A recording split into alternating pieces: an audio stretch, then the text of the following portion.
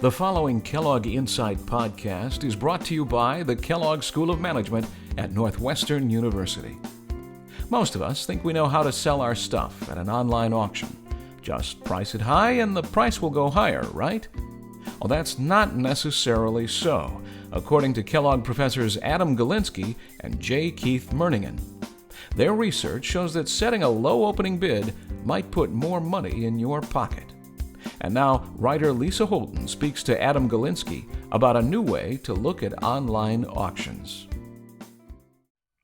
Hi, Professor. The internet has changed many things in our lives, but it's revolutionized the concept of the auction, thanks largely to eBay. You found that there are some benefits to counterintuitive bidding strategies that most of us would really hesitate to do. First, tell us why you chose this topic. Well, one of the reasons why we chose this topic, this is a collaboration with Keith Murnighan, one of my colleagues at Kellogg, and Gillian Koo at the London Business School, who was one of our doctoral dissertation students. And I had been doing a lot of work at that point looking at how starting prices or starting values in negotiations affected final outcomes. And I'd consistently found, which is also consistent with other research, that when people start high in a negotiation as a seller, they tend to get higher final outcomes. So starting high leads to final outcomes. And one of the reasons why that is that people see the high starting value in a negotiation. They tend to anchor on that psychologically, and then they tend to infer value consistent with that. So if you start high, they think, oh, the product we're negotiating over is of higher value. Yeah, and I think most people in their knowledge of bidding, even if they're not on eBay, they always think, well, you start high, you'll obviously get to the price you want. Absolutely, and that's almost always the case in a negotiation, for example. Now, at the same time that I was doing this work on negotiations, Keith was doing a separate line of work starting to look at the role of auctions, and he'd done this exciting research looking at the fiberglass cow auctions that happened in Chicago many years ago that were expected to go for a small sum and went for this gargantuan sum. And so we started thinking about, well, would the same processes occur in auctions that occur in negotiations? And we started to recognize very early on that auctions are an entirely different beast than auctions than negotiations, because in a negotiation, it's really a closed set. I'm negotiating with you, and the only thing that's happening psychologically is my starting value is influencing your inference of the value of that item. But in auctions, what happens is starting price not only serves to alert people to whether something is valuable or not, but it also creates barriers to entry, making it more or less likely that people are going to enter into the auction. Has eBay sort of changed the way people view the auction process? I mean, auctions were very much a public occasion before, but now the technology seems to have, changed it. Yeah, and I think one of the things that you see is that a lot of the same psychological processes that occurred in public auctions still occur in private auctions, and that's a lot of what we found. So, for example, in eBay, what we found is that when you do a low starting price, and just to give you one of the best counterintuitive examples of this, in our auctions, we looked at Tabriz rugs, we looked at Nikon cameras, we looked at Tommy Bahama shirts, we looked at Michael Jordan jerseys, and showed the same pattern across all these different items. But as just one example, the Nikon cameras, a couple of different people started their starting price at a single penny. And they went on average $100 more than the average of all the other Nikon cameras that were auctioned. And what happens is that, so now imagine you're a person looking to bid on, let's say, a Nikon camera, and you see one starting at 1 penny, you're like, well, it may not be the most valuable because of the 1 penny starting price, but it's really easy for me, and maybe I'll get a really good deal. So then you enter in, and then someone else enters in, and now all of a sudden you've done a couple of bids. Now you're thinking, I've sunk some time and energy into this auction. I really want to win this. With it. And so then you keep going and going and going. So now let's take an example. Let's say another Nikon camera started at $50, $50 starting price, and no one's bid yet.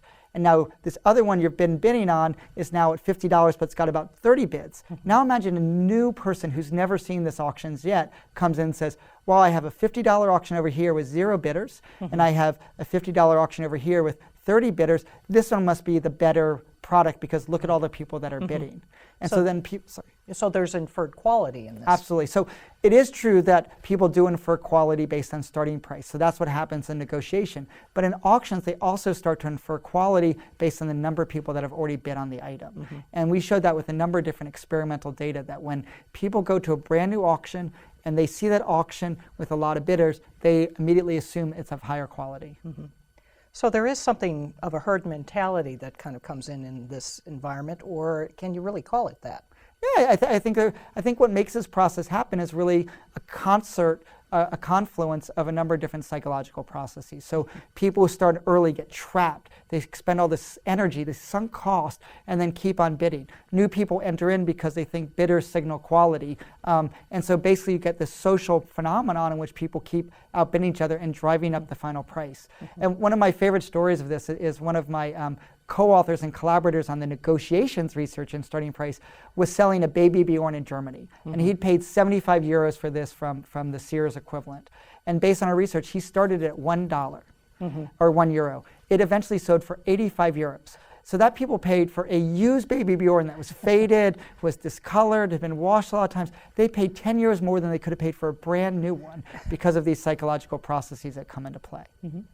Now, do you see this as having wider application for auctions that also occur in a business arena, not just consumer? Sure, absolutely. Well, one of the things I want to also mention, and that'll allow us to understand the wide business applications, is a moderating variable, or let's say a limit to this phenomenon. Right. And so just to give you sort of the auction idea is take the housing market in the Bay Area in the early 21st century.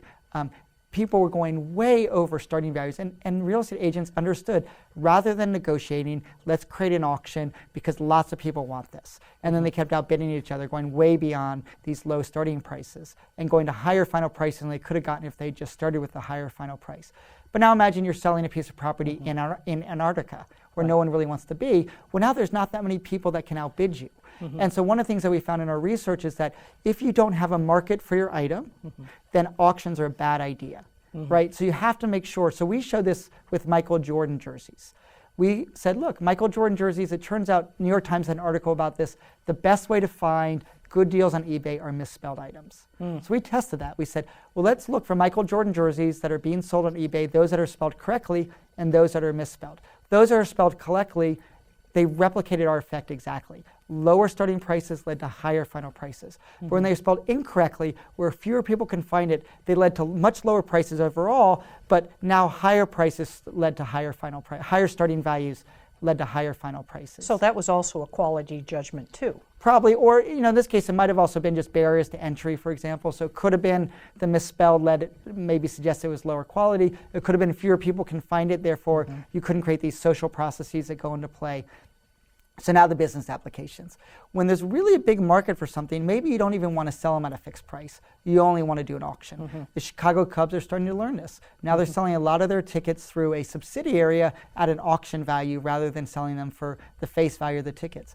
I was on TV talking to some people saying how the PlayStation 3 was a big mistake in releasing it with a fixed price, given that the majority of people who bought the PlayStation 3 sold it on eBay. The price going in Best Buy was like $600. The average price on eBay was over $1,000. So that means that Sony lost $400 on every item that was sold over a period of time.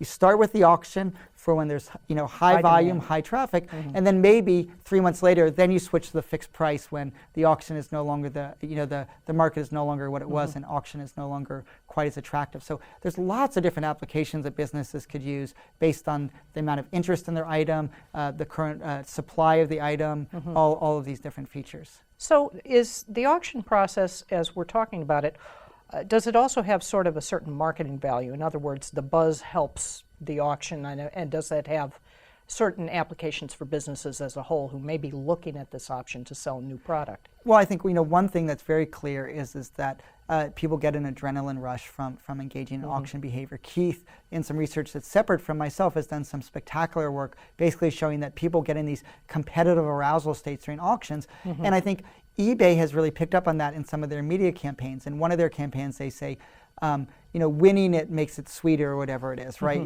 So the idea that getting the same thing that you could have bought in Sears at the same price is going to be much less sweet than if you pay the same price, but you beat other people out for it. You competitively won this item.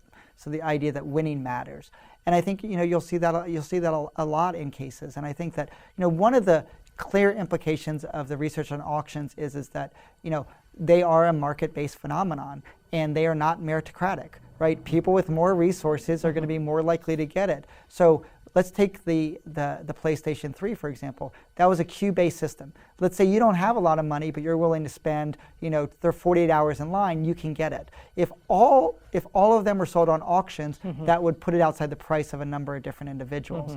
And so one of the things that you have to also think about is whether, auctions will make probably more money on average, but they're going to leave some people lacking of the items. And so, that's a complicated thing. Chicago Cubs, they could sell all their tickets by auctions, or they could do it by the queue-based system that they currently use for many of their auctions or tickets. Sorry. Let's talk about businesses that may be able to bring this into their model. How would that work? I mean, basically any business facing a situation where there is high demand and some limited supply are going to make more money potentially through the auction process. And especially when they use our technique of doing low starting prices. You get lots of people to enter, then you'll get this adrenaline rush, you'll get this escalation to sunk cost, you'll get people inferring value by the number of bidders. Things will basically drive up. And so I think what you need in those situations is basically do a really good analysis. And I think we saw that with the California housing market. A number of years ago, people really started with lower starting prices intentionally to create this auction type phenomenon where lots of people bid each other. As soon as, with the housing market crash, as well as, fewer people being able to afford the value of houses that are in the Bay Area, now starting low isn't going to be necessarily in your best interest because demand has gone down remarkably. So I think it's really got to be in a case-by-case method and based on analysis. We're taping this in the middle of some very interesting times in our economy. Does the economy really enter into this model at all? Absolutely. The economy enters in because the economy is going to have two potential impacts. One is that people may lower production, and so that would actually decrease supply. But probably more likely what's going to happen is that it's going to dramatically lower demand. And therefore auctions might not be the proper way to go, or auctions with low starting prices might not be the proper way to go. Low starting price auctions lead to higher final prices, but only when there is sufficient demand for the item. Thank you, Professor. Sure, thank you. The Kellogg School of Management develops global leaders who make contributions of lasting significance for the world. Whether you're looking for knowledge you can apply at work or a topic that will spark your creativity, Kellogg Insight is your destination for the latest ideas from Northwestern's top business faculty. Learn more at kellogg.northwestern.edu.